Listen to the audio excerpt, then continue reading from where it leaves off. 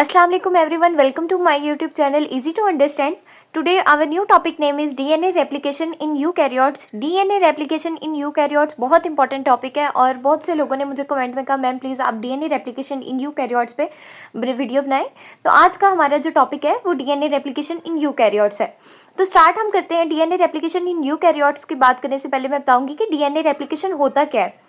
DNA replication का मतलब ये होता है कि डीएनए के हमें पता है स्ट्रक्चर में डीएनए जो है वो डबल हेलिक्स स्ट्रैंड है, दो डबल स्ट्रैंडेड होते हैं। तो वो डबल स्ट्रैंडेड मैं यहाँ ड्रॉ करती हूँ। ये एक सिंगल स्ट्रैंड हो गया, इसी के साथ ये पर्पल वाला इसका दूसरा स्ट्रैंड हो गया, तो ये हो गया डबल स्ट्रैंडेड। जब इनकी रेप्लिकेशन होगी तो ये इस तरह आपस में खुल जाएंगे और दोनों सेपरेट हो जाएंगे। मींस कि ये रेड वाला जो है ये इस साइड पे सेपरेट हो जाएगा और जो पर्पल वाला है वो अलग सेपरेट हो जाएगा।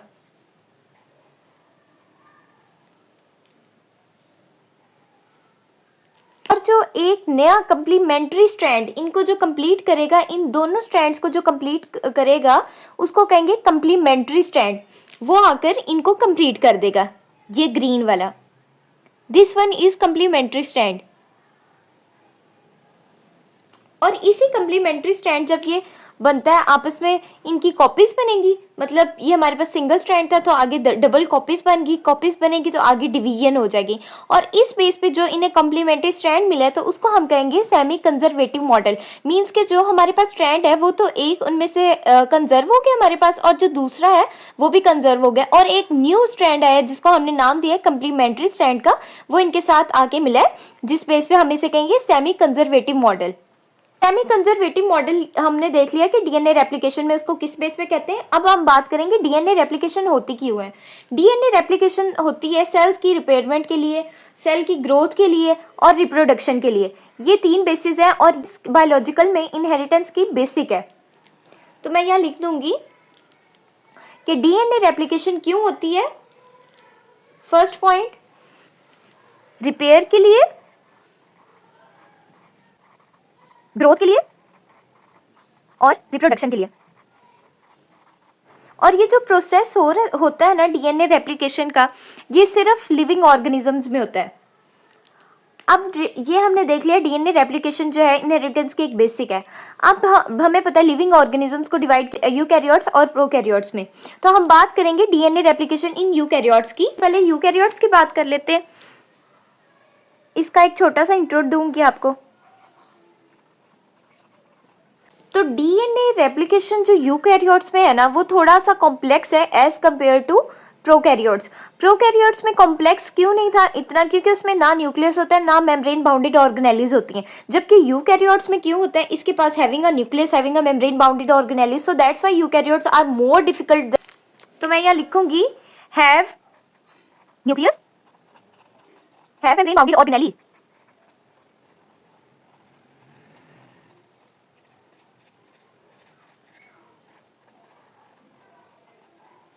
अगर हम डीएनए की बात करें, यूकैरियोट्स में जो डीएनए है ना वो कॉइल्ड होता है, लॉन्ग कॉइल्ड स्ट्रक्चर में होता है। मींस के डीएनए का स्ट्रक्चर जो हमने प्रोकैरियोट्स में पढ़ा था ई कोलाई में सिंपल होगा, सिंपल डीएनए था। लेकिन जब यूकैरियोट्स की बात हो रही है तो डीएनए भी इसका बहुत ज़्यादा कॉम्प्लेक्स होगा। मींस के इस तरह बहुत तरह कॉम्प्लेक्स। आज हम उसकी कॉम्प्लेक्सिटी की बात करेंगे। नेक्स्ट स्टार्ट करेंगे यूकैरियोट्स की रेप्लिकेशन का process. DNA replication in eukaryotes में जो स्टेजेस हैं वो बिल्कुल प्रोकैरियोट्स की तरह हैं। इसमें भी तीन ही स्टेजेस होंगे। First one is initiation, second one is elongation and the third one is termination, जहाँ पे एंड हो जाएगा, फिनिश हो जाएगा हमारे पास जो यूकैरियोट्स का रेप्लिकेशन है। ठीक है, तो अब हम आज हमारा, क्योंकि ये टॉपिक जो है थोड़ा लंबा है, थोड़ा कॉम्प्लेक्स है, तो सिर्फ आज हम इन तीन स्टेजेस में से सिर्फ एक स्टेज की बात करेंगे, वो है इनिशिएशन। और इसको स्टार्ट करने से पहले, इसके प्रोसेस स्टार्ट करने से पहले मैं आपको बताऊंगी कि इसके अंदर जो प्रोटीन, कॉम्प्लेक्स प्रोटीन फैक्टर्स हैं वो कौन कौन से हैं। हमने याद रखना है इनिशिएशन में जो मेन 4 कॉम्प्लेक्स प्रोटीन फैक्टर्स हैं उनके नेम क्या क्या है वो मैं आगे लिखती हूँ।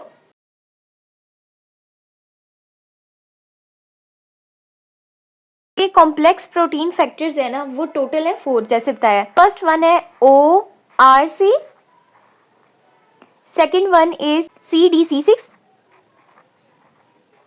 थर्ड वन जो है वो है CD, first, and the fourth and the last one is known as MCM. तो ये हो गए इसके 4 कॉम्प्लेक्स प्रोटीन फैक्टर, 1 2 3 और 4। अब जो सबसे पहले हमारे पास जो है ORC जो इसकी फुल फॉर्म है वो है ओरिजिन रिकॉग्निशन कॉम्प्लेक्स। लिखेंगे ओरिजिन रीजन कॉम्प्लेक्स, ये इसकी है फुल फॉर्म। ORC जो है ना, ये क्या करता है, इनिशिएशन का जो रेप्लिकेशन है ना उसमें बाइंड करता है एक स्पेसिफिक DNA के सीक्वेंस को उसमें, और जो स्टार्ट है हमें पता भी चल रहा है नाम से ही ओरिजिन, इसका रेप्लिकेशन का जो स्टार्ट करवाता है वो भी ORC करवाता है, ताकि बाकी जो अगले कॉम्प्लेक्स प्रोटीन फैक्टर्स हैं जैसे CD6 और CD फर्स्ट जो है ये आके जुड़े। ओरिजिन रीजन कॉम्प्लेक्स जो है वो पूरे सेल साइकिल में होता है, पर जो ज्यादा एक्टिव होता है ना वो ज्यादा एक्टिव होता है लेट माइटोसिस में और अर्ली G1 फेज में। नेक्स्ट हमारे पास जो कॉम्प्लेक्स प्रोटीन फैक्टर है वो है CDC6। CDC6 की जो फुल फॉर्म है वो है सेल डिवीजन साइकिल 6। CDC6 जो है एक अनस्टेबल प्रोटीन है, मतलब ए और हेलिकेज लोडर का भी काम करता है और एक अनस्टेबल प्रोटीन है।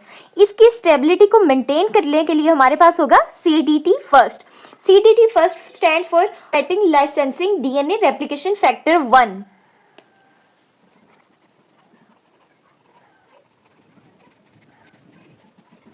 तो यहाँ मैंने लिख दिया chromatin licensing DNA replication factor 1। अब है MCM की बारी। MCM जो है इनिशिएशन के में जो रेप्लिकेशन में होता है, MCM यहाँ पे हेलिकेज का काम करेगा, जबकि प्रोकैरियोट्स में हेलिकेज का काम कौन करता था, DNB प्रोटीन वहां पे था जो हेलिकेज के तौर पे काम करता था। MCM जो है यहाँ पे ये हेलिकेज के तौर पे काम करेगा। तो इसकी जो फुल फॉर्म है वो है मिनी क्रोमोसोम मेंटेनेंस कॉम्प्लेक्स। तो यहाँ मैं लिख दूंगी, ये यहाँ पे क्या काम करेगा, हेलिकेज के तौर पे काम करेगा। अब ये चारों प्रोटीन्स हैं और इन्होंने ही आगे काम करना है, और चारों की आपको फुल फॉर्म भी बता दी और इनके फंक्शंस भी बता दिए कि क्या काम करते हैं रेप्लिकेशन में। तो अब हम प्रोसेस स्टार्ट करते हैं। तो हम स्टार्ट करते हैं यूकैरियोट्स रेप्लिकेशन में। जो फर्स्ट स्टेज है इनिशिएशन का, हमें पता है यूकैरियोट्स का जो जीनोम होता है वो बहुत ज़्यादा कॉम्प्लेक्स होता है। हम स्टार्ट करते हैं रेप्लिकेशन के प्रोसेस को। तो हम देखते हैं कि हमने एक क्रोमोसोम, सिंगल क्रोमोसोम लिया, उसके सेंटर में हमें पता है सेंट्रोमियर उसे कहते हैं, और हम मान लेते हैं ये जो ब्लैक कलर से मैंने आपको शो किया है इसको हम मान लेते हैं कि यहाँ से रेप्लिकेशन का रीजन स्टार्ट होना है दोनों साइड्स पे। तो इन दोनों का नाम दिया है ARS। ARS stands for autonomic replicating sequence. Autonomic replicating sequence means, इसका क्या मतलब हुआ कि यानी कि एक ऐसी सीक्वेंस है जहाँ रेप्लिकेशन स्टार्ट होती है।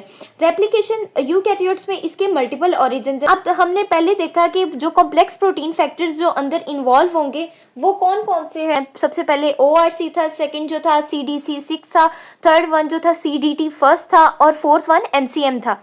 जो अब फर्स्ट हमारे पास आएगा वो है ORC, ये हमारे पास फर्स्ट आएगा। तो जो ARS का जो रीजन है, जो रेप्लिकेशन ORC ने हमें स्टार्ट करवानी रेप्लिकेशन को, ठीक है, तो ये ORC आएगा, इसके साथ आके जुड़ जाएगा, ये मैं डॉटेड कर दूंगी, इधर भी इस रीजन पे भी आके जुड़ जाएगा। तो हम इसको नाम देंगे ORC का। सेकंड, ORC ने अब आगे एक्टिविटी को जनरेट करना है, आगे रेप्लिकेशन को बढ़ाना है। इसी के बाद हमारे पास जो सेकंड वाला आएगा वो आएगा CDC6। CDC6 जो है वो एक अनस्टेबल प्रोटीन है, वो भी अब आ जाएगा यहाँ पे, ये आ गया CDC6 और यहाँ भी CDC6 आ जाएगा। CDC6 जो है एक हेलिकेज लोडर है, यहाँ पे यूकैरियोट्स में जो हेलिकेज लोडर है वो है CDC6। जब हमने बात की थी तो वहाँ पे प्रोटीन कॉम्प्लेक्स फैक्टर जो था हेलिकेज जो लोड करता था वो था DNA-C, लेकिन यहाँ पे बात हो रही है, यहाँ पे है CDC6 जो कि हेलिकेज लोडर है। मैं यहाँ लिख भी देती हूँ, हेलिकेज लोडर। और मैंने पहले भी बताया कि जो CDC6 है वो एक अनस्टेबल प्रोटीन है, तो इसकी स्टेबिलिटी को कायम करने के लिए एक और प्रोटीन कॉम्प्लेक्स प्रोटीन फैक्टर आएगा जिसको हम नाम देंगे CDT फर्स्ट। CDT फर्स्ट, ये एक स्टेबल प्रोटीन है, ये भी यहाँ पे आएगा इसके साथ CDT फर्स्ट, CDT फर्स्ट आएगा।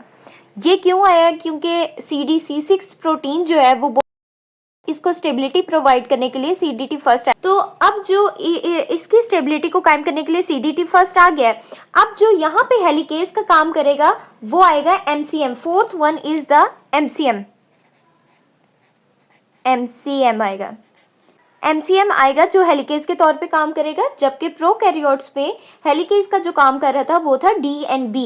अब आपको डिफरेंस समझ आ रहा है कि प्रोकैरियोट्स और यूकैरियोट्स की रिप्लिकेशन में काफ़ी डिफरेंस है, और दोनों को अब आप जैसे जैसे स्टडी करेंगे आप दोनों टॉपिक्स के बारे में डिफरेंस पता चल जाएगी। तो अब MCM आया इनके पास। MCM हम मान लेते हैं ये आ गया MCM, ये जो क्लाउड से शो किया। ये अब जब MCM इनके पास अटैच हुआ है ना, तो इसका ये तौर पे काम करता है, तो एक एक्टिविटी जनरेट होगी। एक्टिविटी कैसे जनरेट होगी कि ये यहाँ पे ATP की फॉर्मेशन हो जाएगी। ATP की फॉर्मेशन हुई है तो ये जो हेलिकेज का जो ये था उसमें खुल यहाँ से निकल के सेपरेट हो जाएगा और इस साइड पे आके जुड़ जाएगा। मीन्स कि मैं अब एक सेपरेट एक और डायग्राम बनाती हूँ जिससे आपको और शो हो जाएगा और मज़ीद समझ आएगा। जिस तरह ये थोड़ा सा हम इसके लिए, पहले तो स्ट्रेट थी सारी लाइन, लेकिन अब थोड़ा सा इनमें आएगा, हेलिकेज आया तो थोड़ा सा ओपनिंग स्टार्ट हो गई।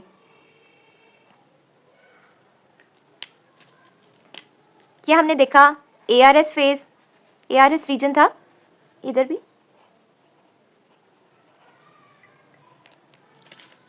यहाँ ORC आया,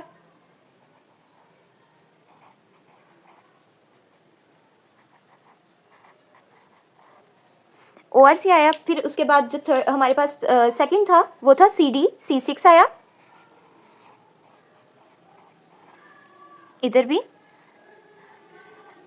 CD C6 आया। उसके बाद ये एक अनस्टेबल प्रोटीन था, इसकी स्टेबिलिटी को कायम करने के लिए हमारे पास आया CDT फर्स्ट, इधर भी। और उसके बाद जो हेलिकेज हमारा यहाँ पे है वो है MCM। यहाँ पे हेलिकेज जो है वो इसकी ATP जनरेट एक एक्टिविटी हुई जिससे ATP जनरेट हुआ। तो ये मैंने नेक्स्ट डायग्राम भी बना दी है कि जब हेलिकेज जो है MCM जो हमारा है हेलिकेज जब यहाँ आके जुड़ता है तो ATP फॉर्मेशन होती है, और जब ATP की फॉर्मेशन होती है तो हेलिकेज जो खुल जाता है और वो आगे नेक्स्ट रीजन के साथ जुड़ जाता है।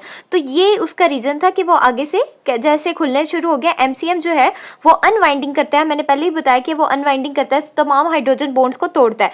तो ये जो यहाँ तक हमने जो रीजन पढ़ा है इसको हम कहेंगे प्री रेप्लिकेटिंग कॉम्प्लेक्स। इसको नाम देंगे प्री रेप्लिकेटिंग कॉम्प्लेक्स का,